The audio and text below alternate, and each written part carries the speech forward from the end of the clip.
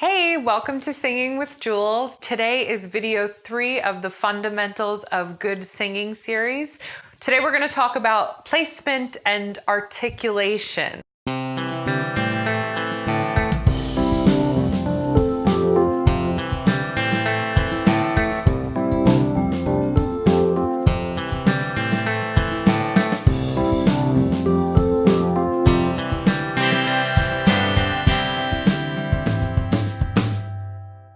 Now, as I've mentioned in the past, I tiptoe around certain terms because I personally understand how sometimes words have these built-in associations and connotations. Placement has, in the past, with both myself and I believe my students, created this image of placing, or this finite structured sense of putting your voice in a specific position or tensing your mouth or voice or larynx to create a certain sound. But it is the term most commonly used for the concept. So I'm going to use it, but explain myself.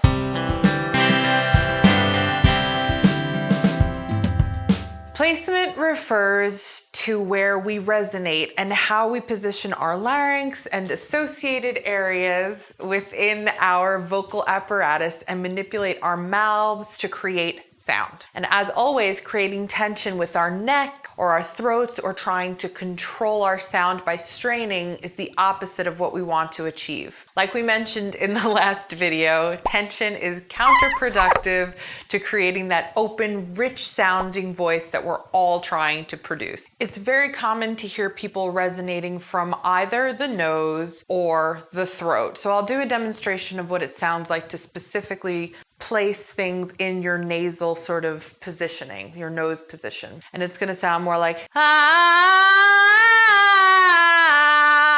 It's very much in the front right here. And then conversely, in the throat, it's going to sound very, it's very far back, right? So both of those are really just ends of the spectrum right there. Sometimes people naturally lean towards one of these or the other when they sing. So I'll often encourage my students to find the counter. So if they tend to sing really far in their throat resonance in the back, that I'll encourage them to find a more forward placement, a more nasal placement, just because they naturally then tend to sort of find their real resonance just by placing it a little bit more forward. And the opposite applies for if they tend to really kind of place things really forward in their nose, I'll encourage them to sort of kind of try to find the opposite of that as well. Neither of these are exclusively correct for creating the healthiest, most robust sound we can produce. Stylistically, we can place things in a more nasal way so it has a certain sound, and conversely, we can give it a little bit more throat resonance. But really, when we sing, we want to find our mass, and that lies right in here. Okay? So there's a lot going on.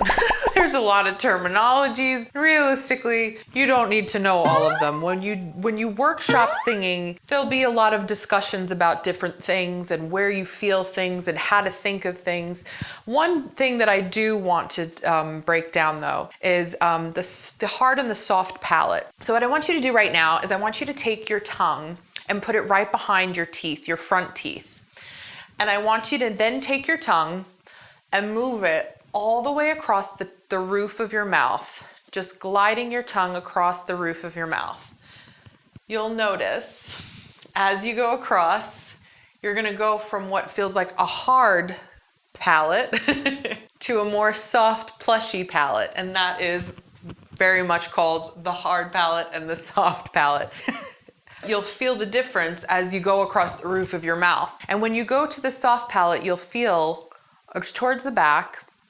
And I often encourage people when they're singing, you really want to raise that soft palate to create more space, right? So by creating more space, we allow the sound more room to resonate. Kind of like the difference between singing into a cup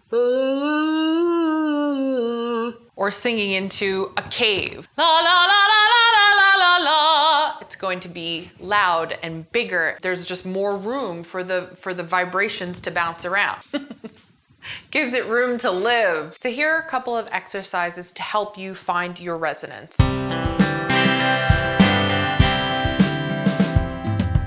Your resonance is really that sensation of it coming out of the forward part of your face. You really want it to come out of right here, this area, which is your mask, right?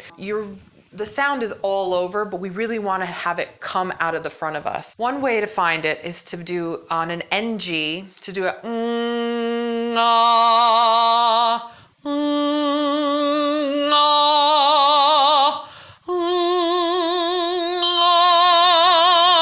so we're placing that forward with the NG, and it's coming into that sort of resonance area in our mask. Another way to find your resonance is, why don't you cry about it?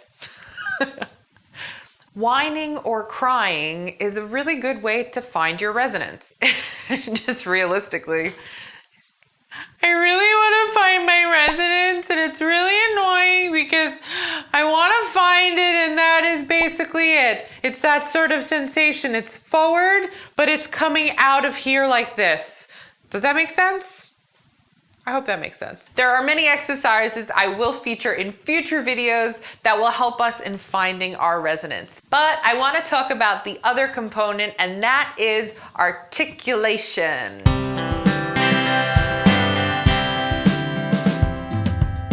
Articulation, or really enunciation. Another problem a lot of singers have is they don't use their mouths enough. Realistically, we're pretty lazy speakers, us Americans. Other languages use their mouths much more. Now I'm gonna do the thing. Devo usare di più la mia bocca per parlare questa lingua. Necesito usar mi boca más per hablar este idioma. Definitely. Ich muss meinen Mund mehr benutzen, diese Sprache zu sprechen. Ich muss mein... I don't speak these languages. Kailangan kong gamitin ang aking bibig nang higit na magsalita ang wangkang ito. Probably messed that one up. Kailangan kong... I only speak Italian and English, kind of. My point is, it is easy for our words to get all mumbly, jumbly, lost in our mouths, and that means the sound isn't coming out. This applies to speaking as well. If you were to take an acting class or even a public speaking course in school, they will stress the importance of enunciating your words. Otherwise, you aren't communicating efficiently, and ultimately, that is what you are trying to do when you're singing. People want to understand what you're saying. You are a storyteller as a singer. But on a purely technical level, also using your words help you get the sound out, right? Out of your face. Because otherwise it's like back here and it sounds like marbles in your mouth and no one cares what you're saying. And you've completely lost your audience because there's YouTube on their phones. Basically, placement and articulation have to do with allowing the sound the most ideal conditions and environment to come out of you and into the world around you. We do that by finding our resonance, which is in our mask. This can be practiced through exercises and workshopping the application of these sensations practically, using our mouths and enunciating our words to convey our message and thus be heard better. Ensure that while you're articulating and using your mouth, you don't start to allow tension to creep in. Singing can be a bit of... but with practice and patience and persistence, and passion. That's 4 P's. I said in the first video it was 3 P's. I've revised that. It's 4 P's now. Passion, patience, practice, and persistence. And you will find your voice and become a stronger singer. I hope you found this video and all the videos in this 3-part series helpful. If you did, give it a like. If you super liked it, subscribe to the channel so you don't miss anything. And if you're feeling extra super loving, share it with the world. I'm still accepting new students in my studio, Julianne Greaves Voice Studio. So if you are interested in one-on-one lessons, shoot me a message. We have a website now, so everything is all linked up and that's super exciting. Check out www.singingwithjules.com, where I also have a blog, links to Facebook and my Pinterest and a whole bunch more. So yeah, cool. Okay, see you soon. Thanks for watching. Bye.